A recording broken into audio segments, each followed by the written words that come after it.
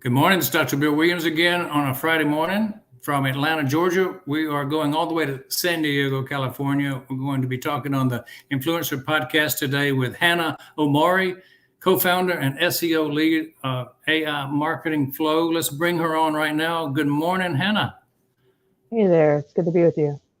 Glad we could join in with you today. And it's a great morning here in Atlanta. How's it doing in San Diego? Well, it's still a little early here, so we have the morning ocean fog thing going on at the moment, but I'm sure it'll brighten up a little bit throughout the day as usual.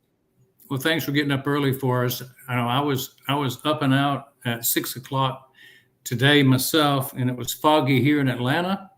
But hey, it's already burned off, and we're bright and sunny here. So you're going to have a bright sunny day today later too. I'm very sure. Oh yeah, without a doubt, pretty much a guarantee. But I have to say I am jealous of the Atlanta fall because I remember, just how beautiful it is with all the trees out there, and we don't have any trees. So for us, it's kind of like it gets colder, but that's about it. That's for sure. I remember you told me you had gone to the university at Emory in Atlanta. So yeah, you know about Atlanta. Yeah, I honestly miss it all the time. So very excited to be able to talk to you and get a little bit of a taste of the southern vibe for the morning. There you go. Well, I want to know about your business and what you're doing with AI Marketing Flow. Tell us how it got started and what you're doing now. Yeah, absolutely. Well, I'd say my origins could be are a little long, but I'll try to keep it short. Basically, I've just been working in SEO for my entire career. I got into this industry when I was 19, and it's really just like something I absolutely am passionate about and love, and have been fortunate enough to be able to work at an agency level with some incredibly amazing clients and gain a lot of experience with how to scale agencies, how to run things in a certain way, and most importantly, I think I ended up in a niche of technical SEO, which is a pretty unique skill, it turns out, because people just don't end up really getting into the field very often. And for me, it's something I felt really passionate about. And so I had been working on proprietary software for a long time, leading up to this year that is for technical SEO analysis. And then when this year came around, I was kind of in a position where I was already able to freelance. And because of the existing infrastructure that I have with my software, once GPT became a thing, I was able to go from, slow coding to, very good development speed. And really, it took me in a whole new direction in terms of consulting and allowed me to kick off this business really without intending to do so at the beginning of the year, which isn't something I think people often can do. But when there's enough demand in an industry and you can see the opportunity, I think it's kind of not no question. Now, it sounds like you're quite a tech entrepreneur, and you kind of forged some of this on your own. You self-taught, you became an expert, and you've gotten into AI, regenerative AI. Is that right? Yeah, I have been.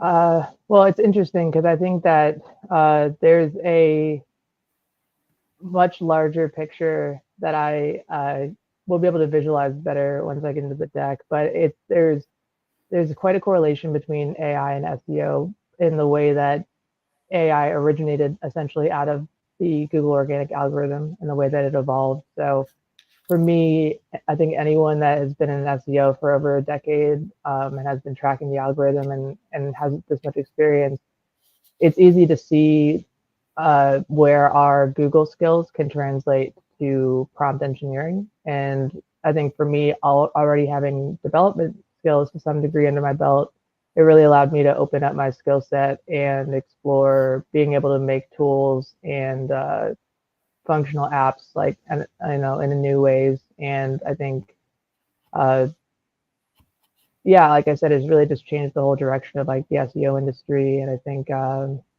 what people will be building and how they'll be doing it in the future. So my goal is really just to take advantage of the fact that I've been studying one of the most powerful AIs in the world for most of my career and be able to leverage that knowledge as this industry evolves. So tell us a little bit about the types of tools you're creating or the tools that you're using to break new ground, really. Yeah. Well, so I have a whole suite of tools that I've been building. Essentially, the way that because a lot of people often will ask me like, how do you get into programming? Like, how do you be a self-taught coder? Like, how does that even work? Because most people, it's quite a grind to get into coding, especially when you're trying to do something as ambitious as software development. But for me, it was really just facing a problem that was an uphill battle of repetitive task work.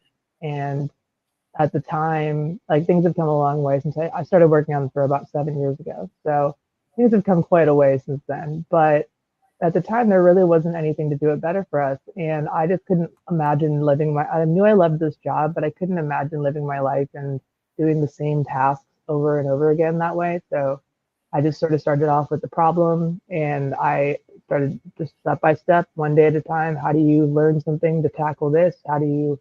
What's the next phase? If we can't get this to work right now, is there a workaround? So I'm that coder that other traditionally trained developers would scoff at because I'm like that person that, okay, I couldn't figure out how to do certain functions and data transformations at the time that I was trying to do something.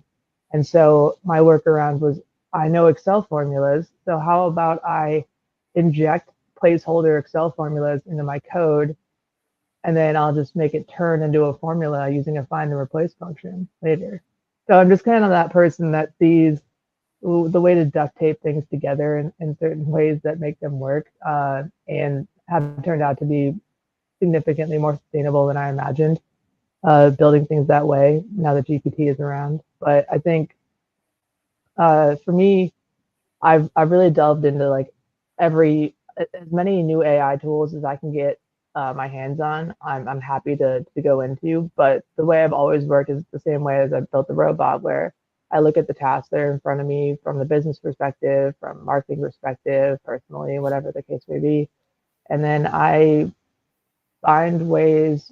I think also because I'm obviously still passionate about AI in the same way as SEO, but I think with AI it's even more uh, possible to kind of bring in other to sort of just synthesize it into your life so easily. Because the old days of me building massive YouTube playlists that are 60 videos deep of 3 hour podcasts I'll never listen to is not such a something I can't manage anymore. And I think with like summarizing tools and different things like that, and then being able to uh, we have a note taking tool called Assembly that I've been really enjoying in terms of it. I think Bard's probably going to replace it once it gets a little bit better, but for now it lets you record transcripts. It works with Meet, Hangouts, Zoom, everything, and it feeds it into this one place, and then it helps you create lists of like task lists and to dos out of your transcripts.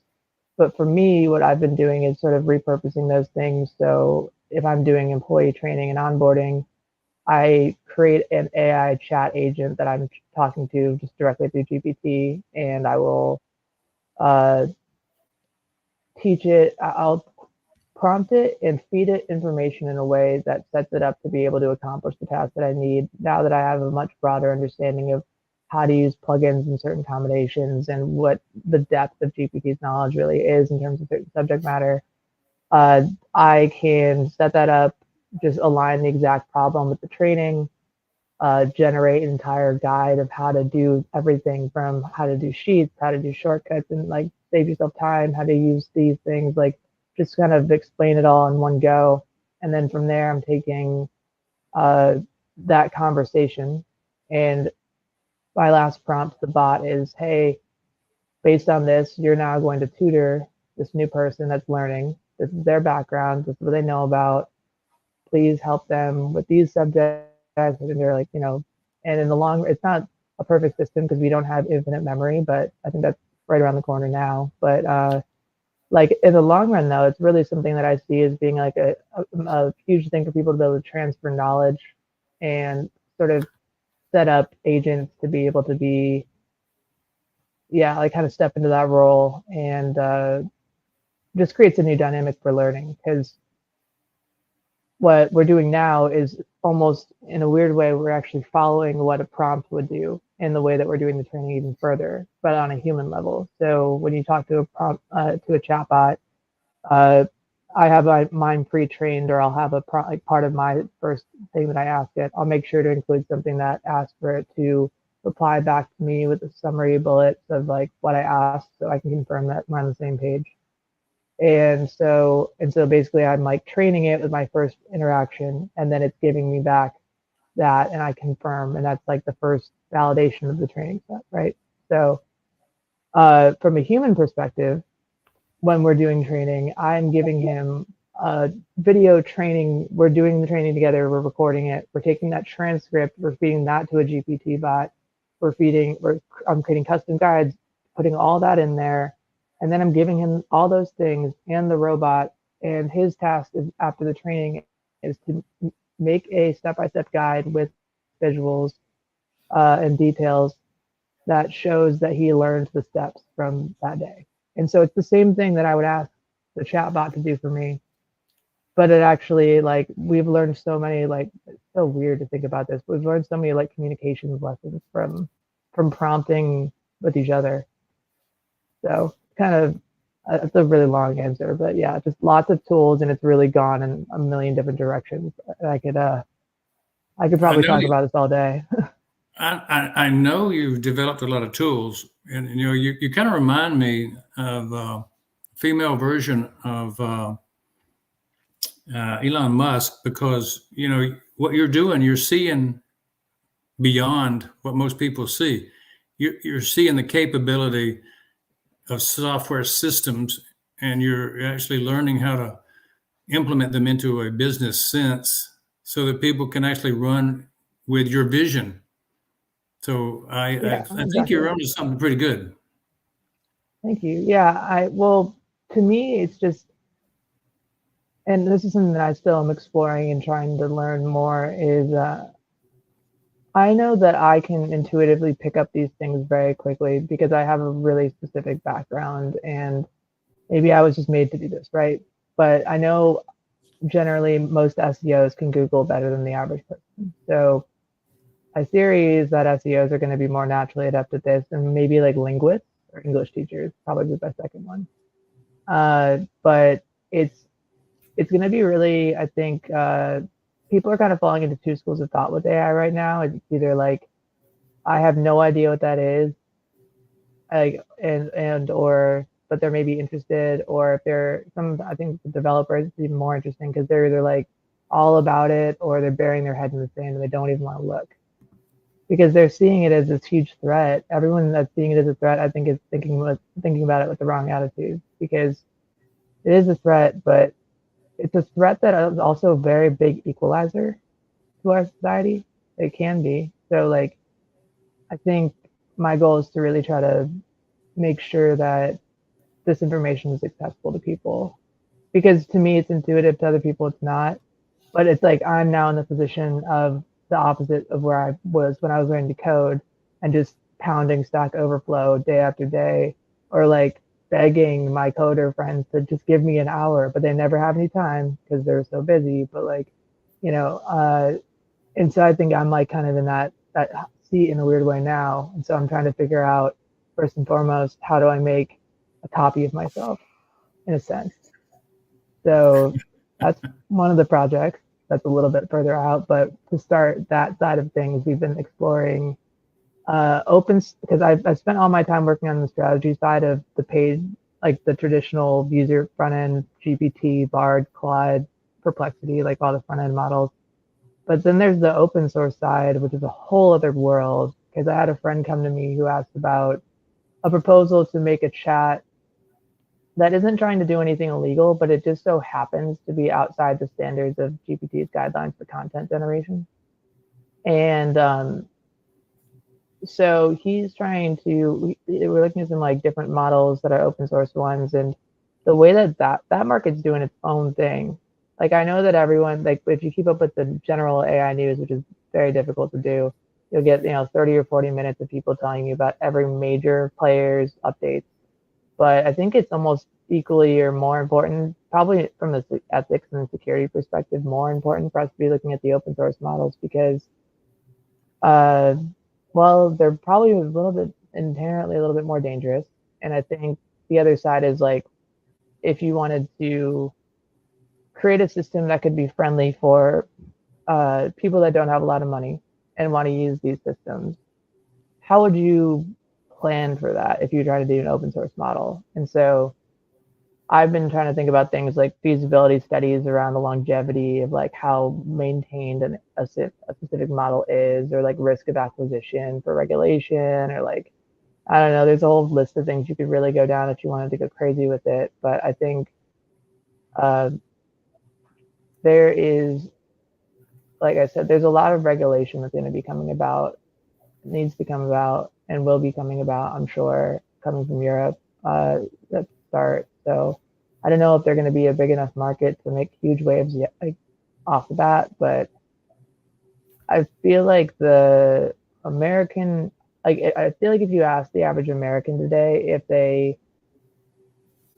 like, for some reason, I think that they would be more afraid of an AI having all their information than Mark Zuckerberg. Like, I think that's scarier somehow. So, because I feel like it hasn't been a secret that your phones listen to you all the time. Everybody knows that. Nobody really worries about it.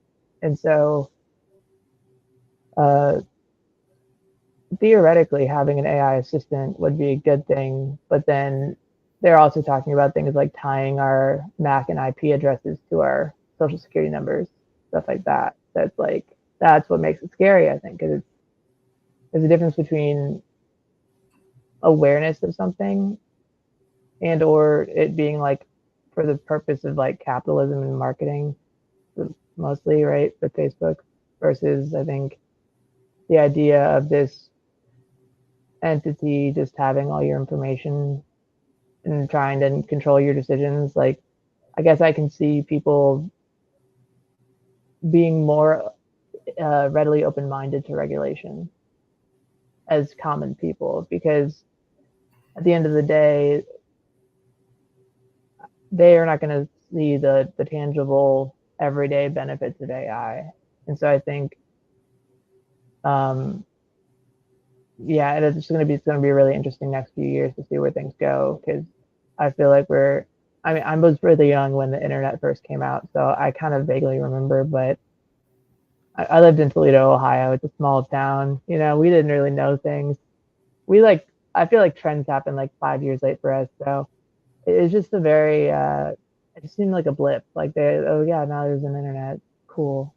And then, but I know that everyone's best comparison for what's happening now is to compare it to that time period. But I think we're even in a different area entirely than that, because we are not going up against like no like capitalist. I always go back to Chomsky when I talk about these things, but we're not going up against like one of the constraints to our world being able to create demand exactly in the same way with the internet as this is. So I hope it'll lead to better things, but again, it's going to be a little bit of a You're certainly interesting ride. explaining that there is a huge digital divide. Yeah, Yes. between the tech crowd, which you are at the top, you're at the top of that heap, and then the consumer at the bottom who doesn't even know about AI, and they even fear AI because they don't know about what it's going to do for them or to them, depending on their mindset. So, with that in mind, Yeah. let's move on to success secret. Give me one success secret that you are able to share with us. Yeah, I think I sort of already mentioned it, but well, I have something that we call, because my birthday is on the 27th, so it's just my lucky number, but I made something that's called like the 27 birds principle. So before you could kill two birds with one stone, the idea of just being efficient, right?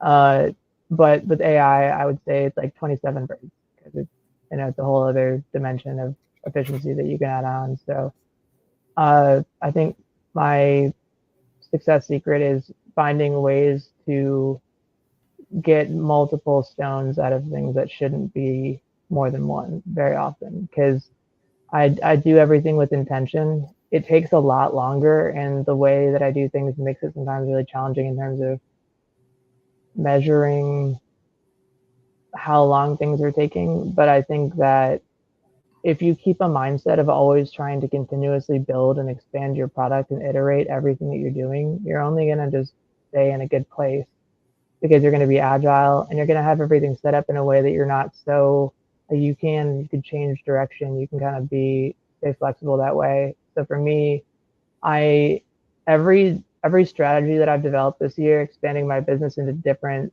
service platforms I never thought I would do, like helping with custom SaaS development and directly doing AI consulting, like as a service. I didn't think those were things that were going to happen this year. They were things I hoped for, but it came out of demand. So people came to me. It fit with the type of company that I wanted to work with, and I fit with what they needed. Um, and from that, pretty much now we have a business plan that's expanded to accommodate for all those things. We have, uh, you know, rescoped our vision because we knocked all of our goals out for the first 2 years, basically in September. So we had to redo goals, but it's just been a really wild ride. And I think that just you're so busy that just trying to be able to always get the most out of everything that you're doing is so important. So like if you can learn how to use 3 or 4 AIs at the same time, that's one thing that been I found really helpful. But it's probably better for people that already have ADD.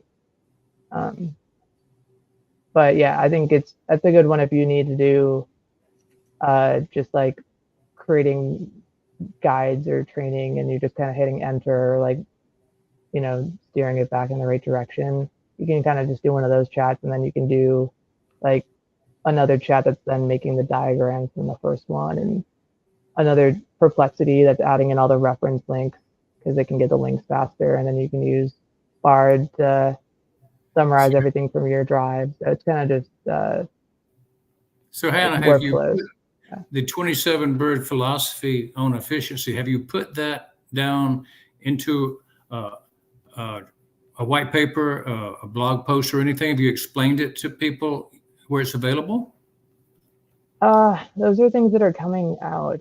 As I said, it's been a very weird year because we've been so busy with incoming work that it's been a constant catch-up game of trying to organize and service everything that's already fully booked and pretty far out. So it's been a struggle, but we are now expanding our staff and our website is going up, and we will have.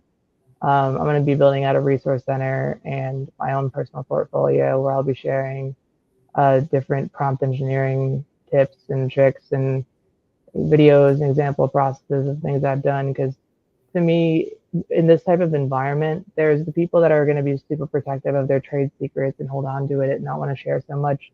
But I feel like it's all changing so rapidly, it doesn't even matter. You might as well tell the world because it's an open source mindset and it's not going to work very long. So it's better to have people to talk about it with so you can anticipate what's next. So it's all up here right now, but it's going to be put down for sharing later. Yeah, and there'll definitely be t-shirts at some point, I'm sure. All right, that's good. Who's your ideal client that would work with you? Well, I suppose it depends on what service line they are going after, but since I am primarily, I'd say first and foremost, a tech SEO and SEO expert, for me, it really comes down to the way their website is built and the needs that they have from that perspective. I have specialized most of my career in working with enterprise websites, large proprietary custom models. I've been on every type of CMS, every type of server. So I kind of thrive best, I think, when I get really large websites or more complicated ones to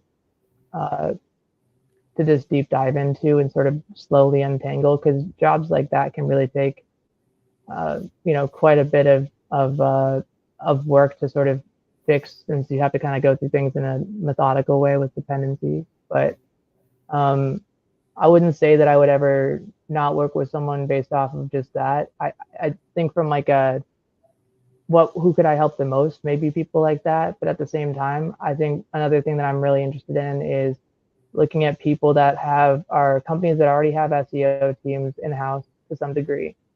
But obviously, like most companies are not going to have a technical person, because that's just not how it's not easy to find them or hire them. So it's usually not part of the need for in-house. And then they already have an idea of what they want to do as a marketing strategy. But up until this point, most in-house teams have to go to an agency because they're kind of crippled by lack of resources to execute, even if they already had a strategy on their end. And so GPT completely changed the game on all that. So for me, what I'm really trying to do is give people the 27 birds treatment in a way where I'm asking them, take me through your day-to-day. Let me see, like, I'll put in my SEO strategy as well, but I'm more interested in seeing like, what are their day-to-day processes and things, like what are they doing, like what's taking too long, and how can we sort of spend less time on manual labor and more time on thinking big picture and planning. So I I'm trying to go through a process where I'm working with in-house SEO teams and helping them build a process that will work as a process for their business, as well as an SEO strategy.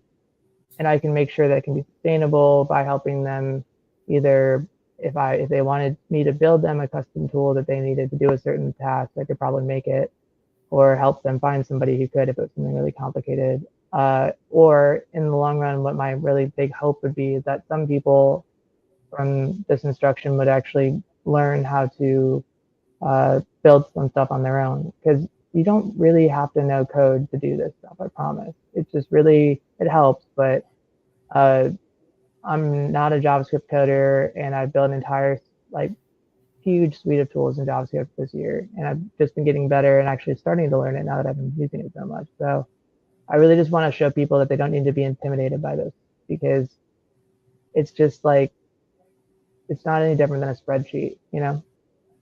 And in the long run, I think it'll become as reflexive as Googling something, but it's just something that people are going to have to practice. So I'm really excited to try to align with teams that are looking to not be afraid to venture into new directions with that. Yeah, bringing your talents up a level to where the people in the C-suite can actually do what you're doing would be a challenge, but yeah, it would be a big benefit. How do you find your ideal client, the enterprise companies to work with? Well, surprisingly, I don't really have a sales process. I would say I've gotten really lucky, because from working at some pretty big agencies over the years, you naturally develop a network of a lot of people, whether it's client side or even just within your own team that you're working with in your office. And so I essentially just, I always was a freelancer. There was never a point, even while I was working at an agency, that I wasn't able to do freelancing. And I always made sure to discuss that with the agents that I worked for and explain, like, I'm just doing like one-off jobs for companies that couldn't afford you. But if they could afford you and they want to, I'll always present the opportunity to like get an upsell in and make it fair and not affect my company time. So pretty much that allowed me to shift as I was shifting between agencies, or a client maybe left and I didn't work at the same company anymore, or different things like that. I still had those connections, and there's just so few technical SEOs. So it really just became a thing where I started getting referrals from one person, ended up working in the New York wedding industry of all things for a number of years, because I just got passed around between all these different wedding people for a while. And then otherwise, another thing has been LinkedIn, because I have recruiters on me all the time. So I started doing this thing years ago where I always will help recruiters find people if I know someone, but I will always reply back to them if they ask me about a job. I'm not available for this, but I do contracting work. Here's my resume. Can you please let me know if you see any jobs that would fit this, and or, anything like that. And so that kind of has created a network where people can send me work or just kind of know who I am. And then the last thing on that note is that I am able to partner with agencies that don't provide technical SEO services. And like, I don't even, they basically just already have a pipeline that I can service. So it's a weird model, but it's been, for me, I found that the energy that I have seems to work best with people that are coming to me and want to hear what I'm saying. And so Sounds like I've you're a been, real successful hired gun. You know, they have the model of the fiver out there. So your model might be the 555er instead of the fiver. well, actually, it's interesting because the other company that I co-founded before, like when I was a lot less experienced and able to do this, was it was less of a company and more of a network. And so the way that it would run is pretty much just we had all these digital marketing friends of different disciplines that um, you know had different specialties, and a lot of them did freelance. And a lot of our skill sets would align. So if I had a friend who was a UX UI designer and another friend who did web development, another friend who does analytics, they're going to need me because they're building a new website. So they need me for the migration. So at the same time, I was able to get them work if I needed implementation assistance and vice versa. So everybody could negotiate. There were loose percentages, but everything was pretty much like at a deal level. You're always open to negotiate like how you want to work with this. So it just really, like I said, created this non-competitive spirit where now I feel comfortable going to a freelancer and an agency alike to explain my position to them, because I think uh, I guess there's so much SEO demand, it just seems kind of dumb to fight over it, I guess, to a certain point, because it's not going anywhere. And so I feel like at a certain point it's just kind of better for us to work together to try to together understand this market and just have better insight on things. Yeah, it's the Wild West right now in SEO, where the landscape is changing so much with the induction of AI into the SEO field.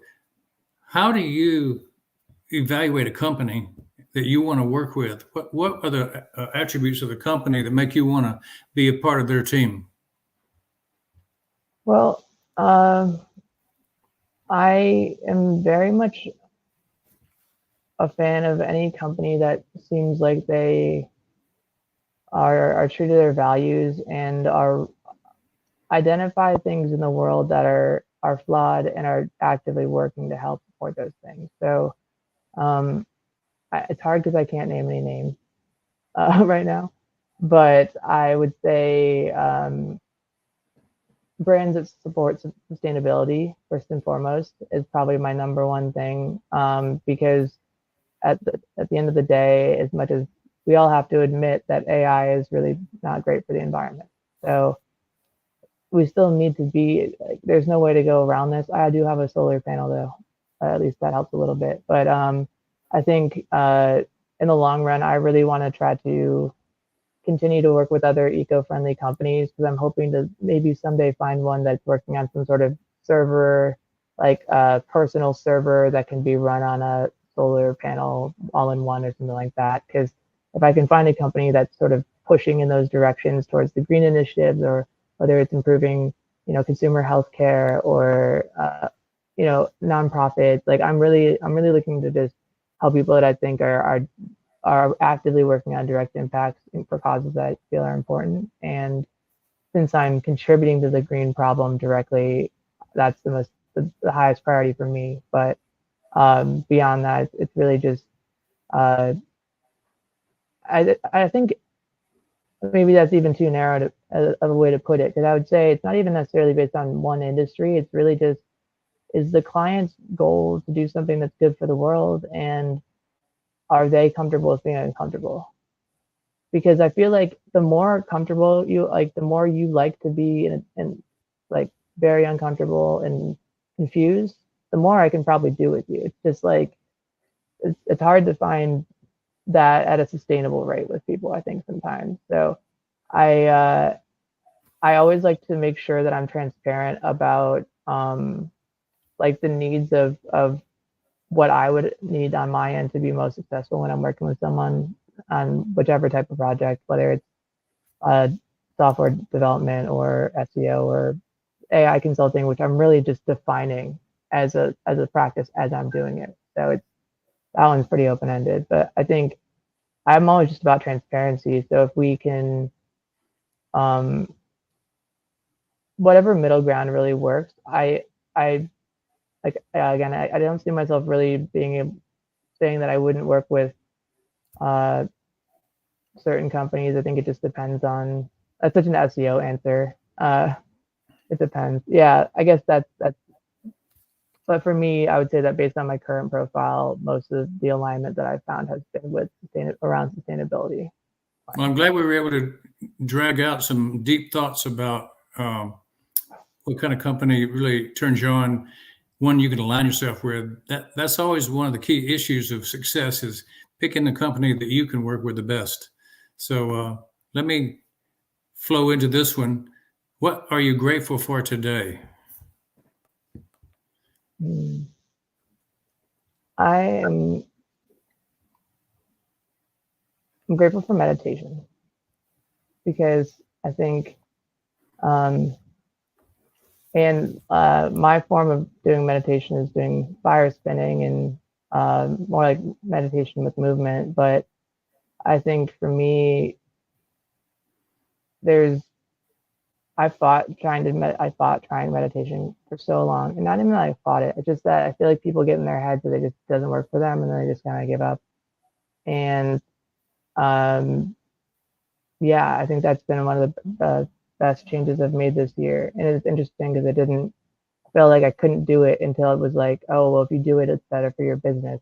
So that was like the motivation I needed. But I think for anybody else, just try to do the one, like there's really great stuff on YouTube for people that can't focus. Like I found one that just had you visualize colors, and that's what started me into it. So I think, yeah, meditation's been a game changer. So Good. How do you start your days? usually um, my cat wakes me up to feed him, and then I have I'm a chronic insomniac, so I've been sleeping with headphones in for most of my life. I listen to binaural beats, which tune your brain waves to certain. Basically, there's a frequency on your left ear and a frequency in your right ear, and they're at a certain number. And then the difference between those two numbers is the way that your brain will align. So you can go into like beta state or alpha state or whatever you want. There's different ones for sleep and energy and things like that. So I do the sleep one at night. And then when I wake up after I feed him, I'll go back to sleep, but I'll change it over to like the wakefulness to try to get my brain going.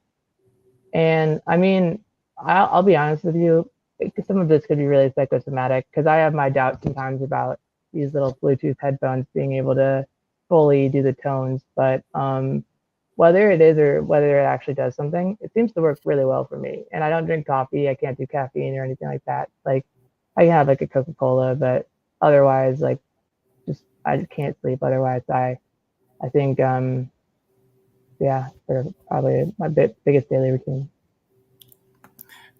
When you were looking back at your life and you go, oh, I wish I'd done this differently, what would you tell your 20-year-old self?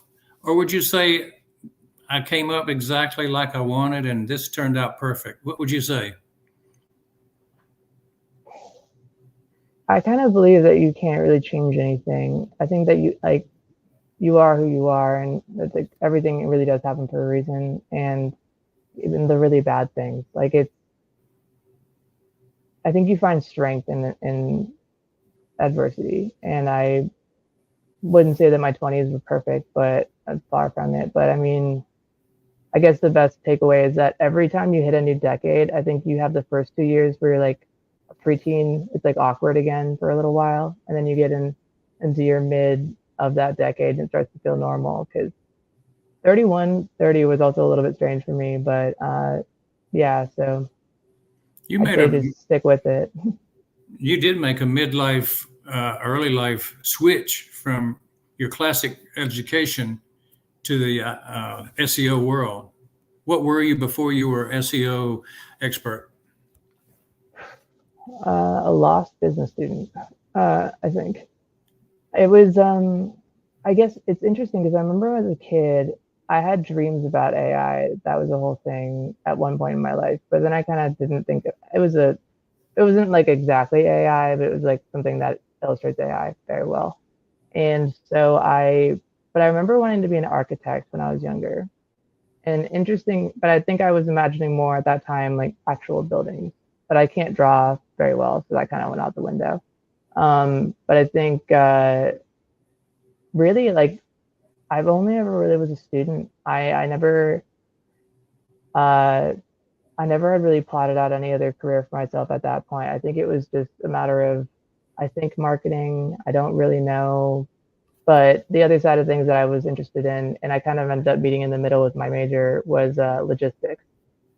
Because I don't know what it is about like airplane wait time questions and like trains and stuff. I love that stuff so much.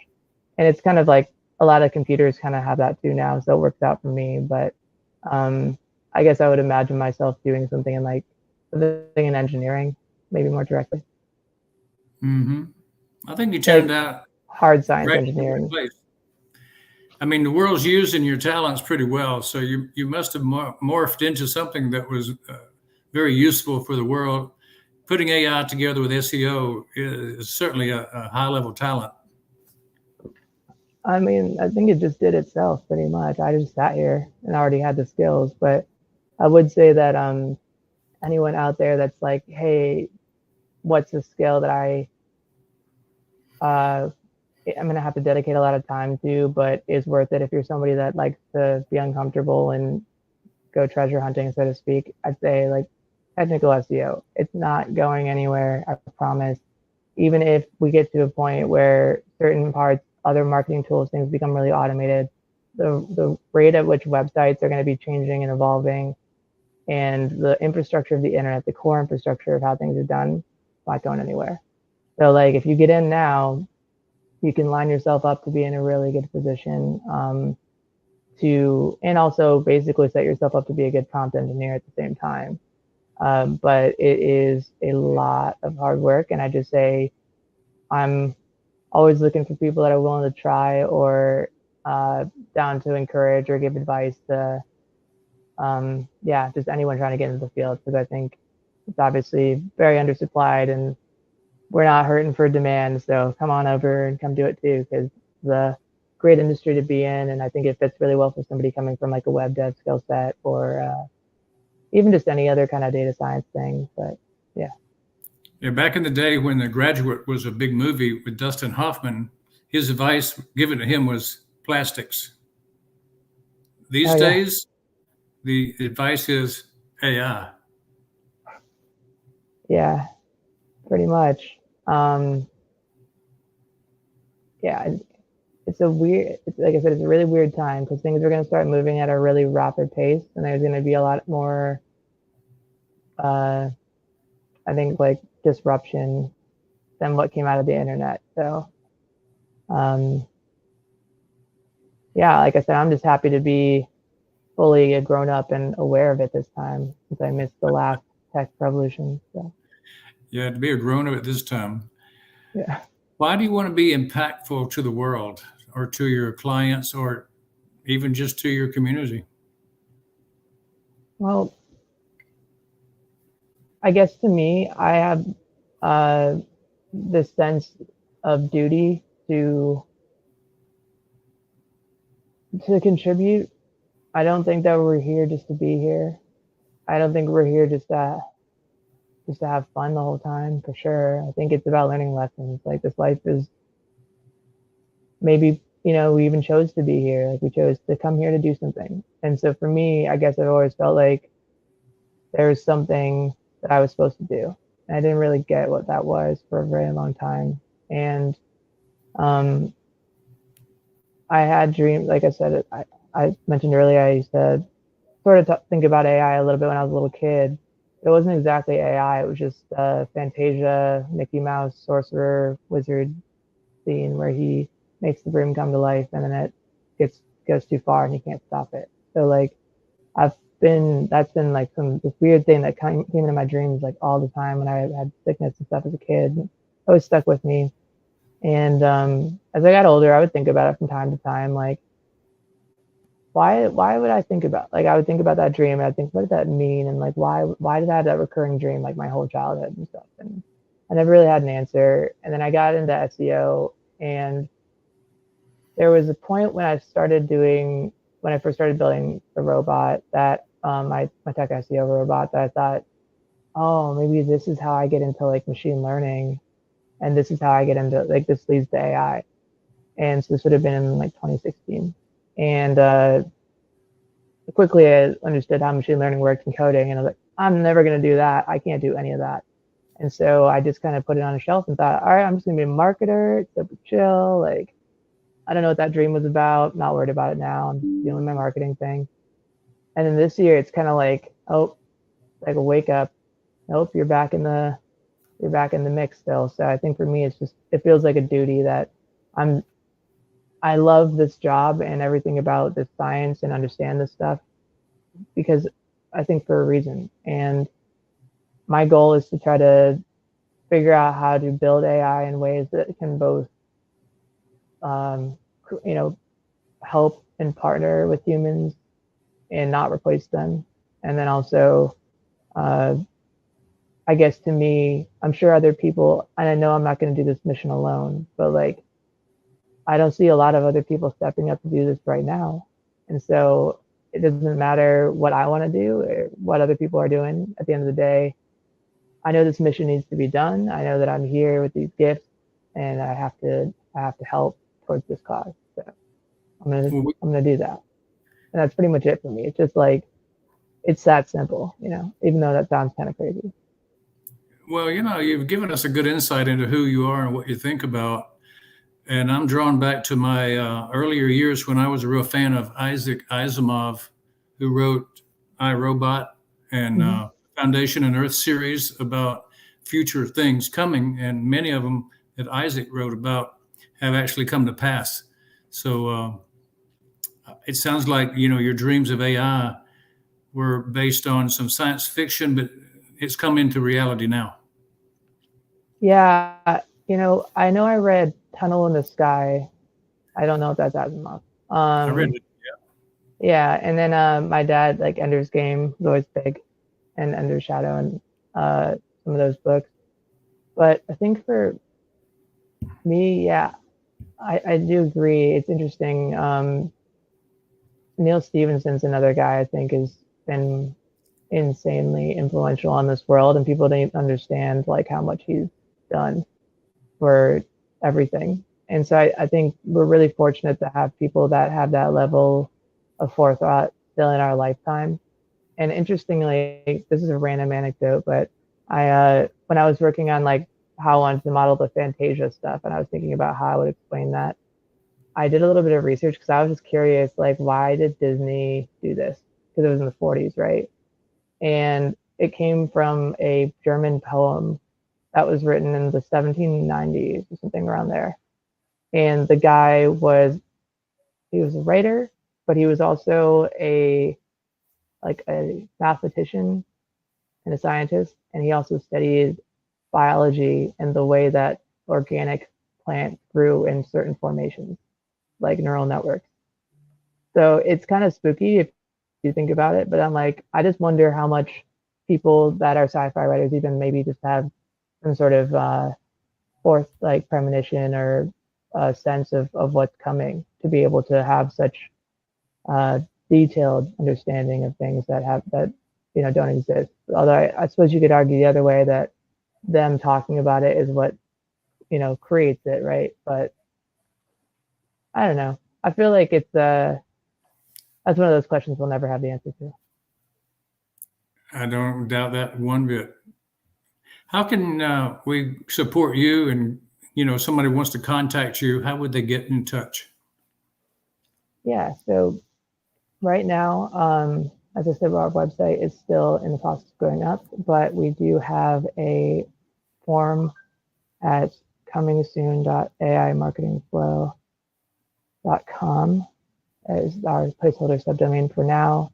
And we're expecting to hopefully in the next couple of weeks, although I keep thinking of things I want to add, so I'm not helping. But we got really lucky and ended up with a situation where people are building us their website for free. And so I'm being methodical, but we're getting a really good deal out of it. So worth that.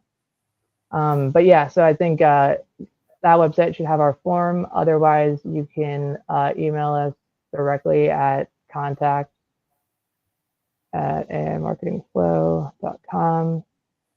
We're also on LinkedIn under the same name. And we will be starting a YouTube as well as posting on LinkedIn from that series. And we're kind of working on models for distributing content in multiple forms at the same time. So hopefully it'll end up on every channel. But and then lastly, if you're interested in the other side of my work, for my fire spinning and stuff, my tag is @flowbotgirl. And I think the main reason that I'm saying that and that it's relevant is that I'm very close to getting to be able to do lives on there. And my goal is to like slowly transition it into some TikToks where I can do some spinning and talk about AI a little bit. Because I think there's actually a lot of interesting, you'd just be amazed at the things you can come up with just looking at like lights and lasers when you're trying to imagine how chaos models are going to work together. So people are going to flock to that one, I'm sure. Yeah, like honestly, I just want to make it fun. I want to try to figure out ways to just make this stuff accessible to people in whatever mediums people need me to do. Because now that we have AI, we can do that. We can create content custom. So that's the goal. I can imagine a lot of people would enjoy sitting around the coffee table at the coffee shop, around the campfire, just chit-chatting with you, having a good time, talking about their deepest, darkest AI secrets. Oh, man. Okay. I don't know if this is an AI secret. Technically, Google has AI, so it kind of is. So Google's algorithm is built on an AI that's been on a quantum computer for like 3 years now. And I think they were slightly ahead of China in getting the quantum model up. So it's interesting when people theorize about when we have quantum and AI. I'm like, Google, or like when AI came out, everyone was like so excited about GPT, but I'm like, hey guys, Google's the same thing, so I think that's one of those not secrets. And then the other one would be that I think SEOs know the algorithm a little bit better than Google at this point. But, that's for sure. don't tell Matt Cutts I said that though. All the people that have been watching have been really entertained with a new facet in their life, that there's something out there possible that they didn't know. So you've really opened the door to some high-level thinking. I want to tell you, I appreciate you being here, sharing such a deep level. How was your experience on the show today, Hana? I think this is great. I watched some of your other videos. So I made a presentation, but honestly, we were kind of just talking through the questions. And for me, I'm not really great. I'm getting better, but I'm still dusting off my presentation wheels, so to speak, because I got lucky being in technical SEO for so long.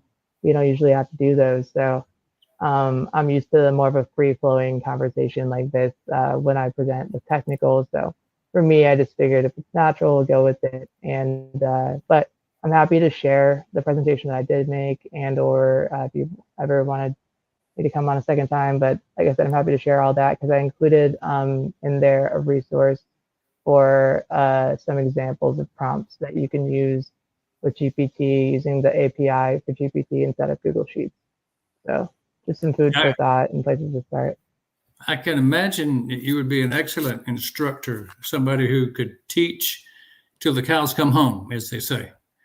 Lots of data, lots of insights to share. So yeah, we look forward to more experiences with you, Hana. And I know the world's probably beating a path to your door. You're going to be totally successful for your entire life. So good luck with that. And I want to give you the final word before we sign off, and I'll come back after you finish. Okay. I think my final word would be, now is if you're in a situation where you have the opportunity to start learning AI with any amount of free time that you have, now is the time to do it. We are in a situation where larger companies aren't going to be able to integrate everything as quickly as individuals can. And this is a time when you can actually maybe code things that you don't need a full team for. So if you have an idea for an app, or if you want to start a business and you have something that could be an online thing, go start trying to do it one day at a time, like even just a little bit of time, because I think in the long run, what you'll gain out of it will absolutely be worth the investment. So that's my takeaway. Thanks, Hannah. That's good. The individual has the freedom now to join in and do things in a way that they never could before. Companies are hiring. Freelance is big. Speaking of freedom, this QR code up in the top is something that I made with the software product that we actually give away. My digital business card can lead you to that. That digital business card from the QR code actually goes to my card that talks about two things. One is the Influencer podcast that we're on today. All my episodes, you can get to them through the digital business card at drbillwilliams.tv. And you can also find out about the other things I'm doing, which primarily right now is based in AI technology software products, SaaS products. And we have things to give away like OTrim, which makes the QR code, which makes the short URL for something that could be long. We also have interesting things in our associate level.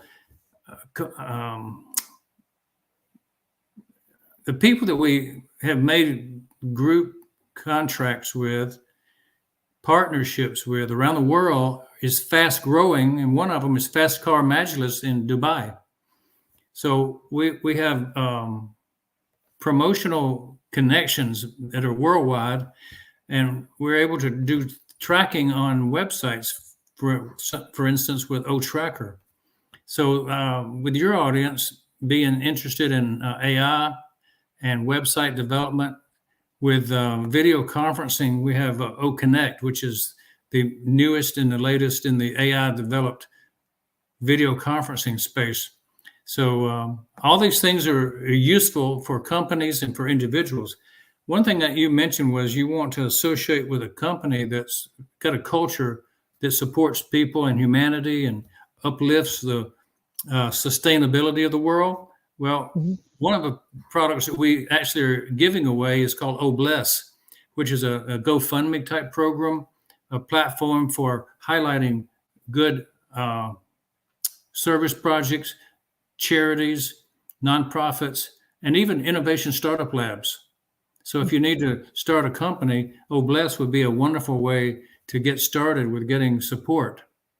So I want to let everybody understand that Bless might be something that you'd like to use in your company to support the growth that you want in your company. So a lot of things out there for us, and you're welcome, Hannah, to jump in and give us some ideas about how AI technology can be a benefit. We're always looking for good programmers. We're looking for good strategic persons. So anybody out there, we got an open door to talk to anybody to join our team too.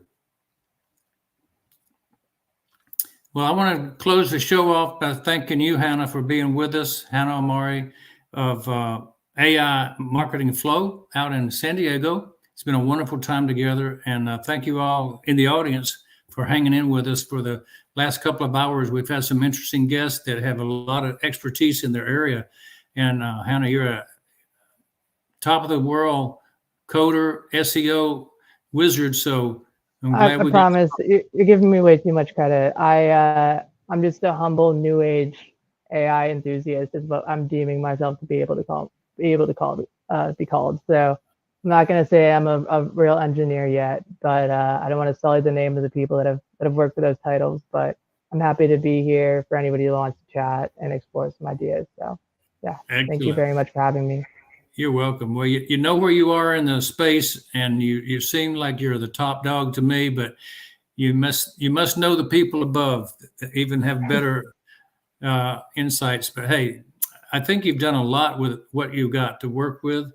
Not being formally trained, but sometimes it's the person who's come up through the trenches and self-taught who sees things in a different light, and they get a little bit more of a bang for their buck when they don't have to follow the way that it's always been done. You do it the way you see it. So congratulations on that.